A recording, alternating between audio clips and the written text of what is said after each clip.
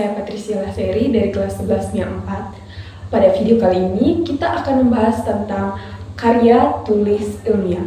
Apa sih karya tulis ilmiah itu, teman-teman?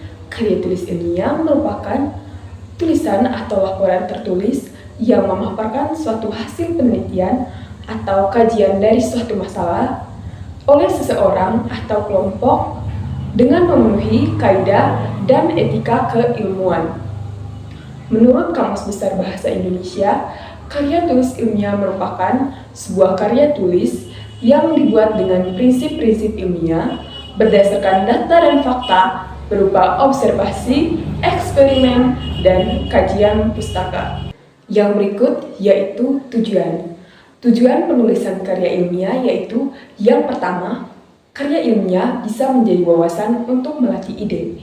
Yang kedua, menjadi wahana transformasi pengetahuan antara sekolah dan masyarakat. Yang ketiga, untuk membuktikan potensi dan pengetahuan yang dimiliki oleh siswa.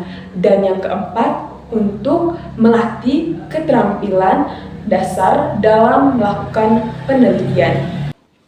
Oke teman-teman, jadi itu merupakan pengertian dan tujuan dari karya tulis ilmiah. Sekarang kita akan membahas tentang jenis-jenis karya tulis ilmiah. Yang pertama ada artikel.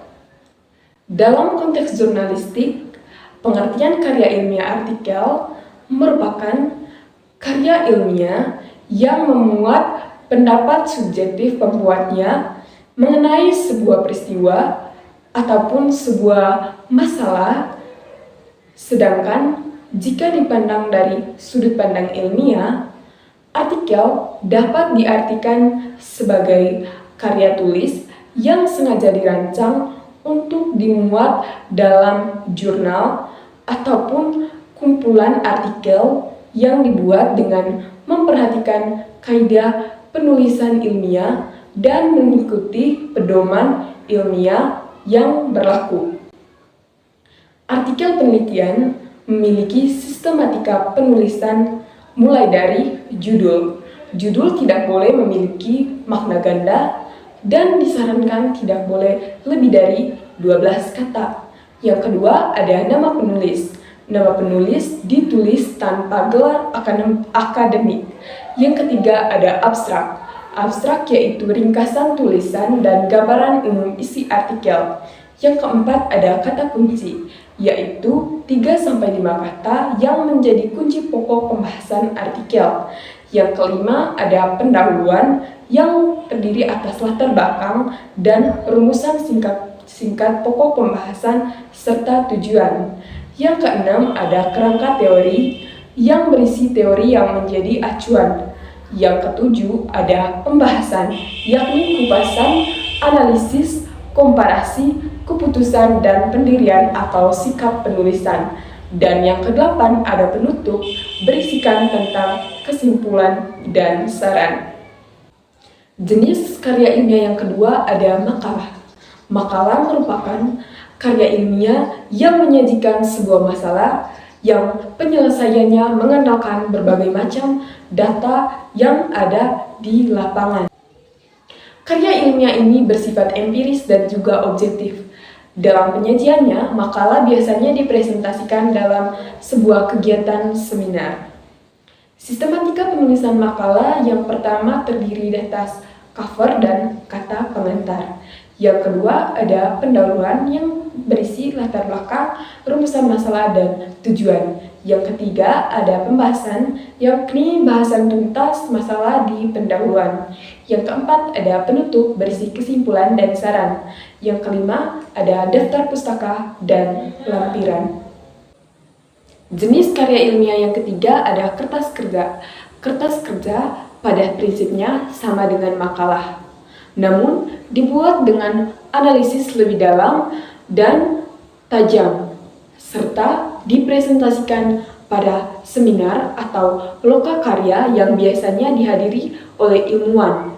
Kertas kerja itu menjadi acuan untuk tujuan tertentu dan bisa diterima atau dimentahkan oleh forum ilmiah. Jenis karya tulis ilmiah yang keempat ada skripsi. Skripsi adalah Karya tulis ilmiah mahasiswa untuk menyelesaikan jenjang studi S1 atau sarjana. Skripsi berisi tulisan sistematis yang mengemukakan pendapat penulis berdasarkan pendapat atau teori orang lain. Pendapat yang diajukan harus didukung oleh data dan fakta empiris objektif, baik berdasarkan penelitian langsung berupa observasi lapangan atau percobaan di laboratorium. Juga diperlukan sumbangan material berupa temuan baru dalam segi tata kerja, dalil-dalil atau hukum tertentu tentang salah satu aspek atau lebih di bidang spesialisnya. Oke teman-teman, selanjutnya kita akan membahas tentang struktur dari karya tulis ilmiah. Yang pertama ada judul. Judul karya ilmiah harus jelas, padat, dan mencerminkan isi dari karya ilmiah tersebut. Yang kedua ada abstrak. Abstrak adalah suatu ringkasan isi karya tulis ilmiah dengan singkat dan juga padat. Dalam penulisan abstrak biasanya memiliki total kata 250 hingga 400 kata. Ada beberapa hal penting yang perlu dalam sebuah abstrak, seperti pokok masalah, tujuan, metode, hingga kesimpulan dalam bentuk paragraf. Struktur karya tulis ilmiah yang ketiga ada pendahuluan. Pendahuluan mencangkup yang pertama latar belakang. Latar belakang berisi penjelasan teoritis dan faktual tentang alasan suatu topik atau masalah tersebut perlu dikaji lebih dalam. Yang kedua ada rumusan masalah. Sebuah pertanyaan kritis yang dihasilkan berdasarkan pernyataan umum dari masalah penelitian. Yang ketiga ada tujuan penelitian, uraian singkat mengenai tujuan apa yang ingin diwujudkan dengan menggunakan penelitian tersebut. Dan yang keempat ada manfaat, yakni uraian tentang keunggulan dan kontribusi dari hasil penelitian tersebut. Struktur yang keempat ada kerangka teoritis. Kerangka teoritis adalah identifikasi teori-teori yang digunakan untuk menguji data yang ditemukan dalam penelitian. Kerangka teoritis juga menggunakan teori atau hasil penelitian sebelumnya yang berkaitan dengan penelitian saat ini. Hal ini berfungsi supaya kita punya landasan yang kuat untuk menguji kita. Yang kelima ada metode penelitian. Metode penelitian adalah langkah-langkah yang digunakan oleh penulis atau peneliti untuk mendapatkan hasil penelitian yang tepat. Metode penelitian yang paling sering digunakan yaitu ada dua, yakni metode penelitian kualitatif dan kuantitatif. Struktur yang keenam ada pembahasan. Pada bagian pembahasan, peneliti akan membahas hasil penelitian yang dapat dijelaskan sebagai pemikiran asli peneliti untuk memberikan penjelasan dan interpretasi atas hasil penelitian yang telah dianalisis guna menjawab pertanyaan pada penelitiannya. Jadi, pembahasan hasil penelitian merupakan bahasan terhadap temuan yang diperoleh. Yang ketujuh ada kesimpulan dan saran. Pada kesimpulan, penulis memberikan informasi kepada pembaca untuk mengetahui hasil akhir dari penelitian, sedangkan saran merupakan implikasi berupa pengembangan ilmu pengetahuan dan kegunaan yang bersifat praktis dalam penyusunan kebijakan.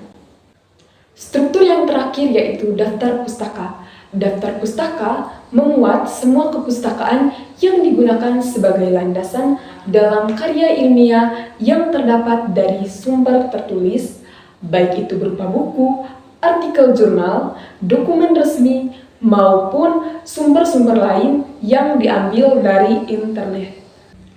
Oke teman-teman, jadi itu merupakan struktur dari karya tulis ilmiah. Sekarang kita akan membahas tentang kaidah kebahasaan dalam karya tulis ilmiah. Yang pertama adalah kata baku. Kata baku yaitu kata yang cara pengucapan dan penulisannya sesuai dengan kaidah standar yang berlaku. Yang kedua ada kalimat fakta. Kalimat fakta adalah kalimat yang berisi informasi faktual.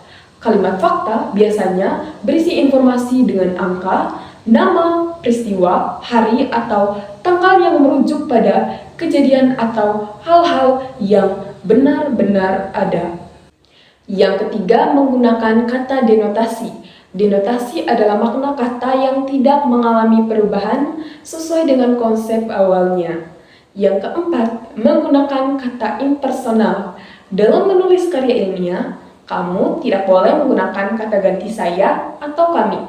Oleh karena itu, kata ganti yang diperbolehkan dalam penulisan karya ilmiah harus bersifat umum, seperti penulis atau peneliti. Yang terakhir, menggunakan kalimat pasif. Dalam menulis karya ilmiah, kalimat yang digunakan bukan kalimat aktif, melainkan kalimat pasif. Contohnya, bila kita ingin menulis, penulis melakukan observasi di terminal. Lebih baik ditulis observasi dilakukan di terminal. Oke teman-teman, sekian pembahasan kita hari ini tentang karya tulis ilmiah. Sampai jumpa di video selanjutnya.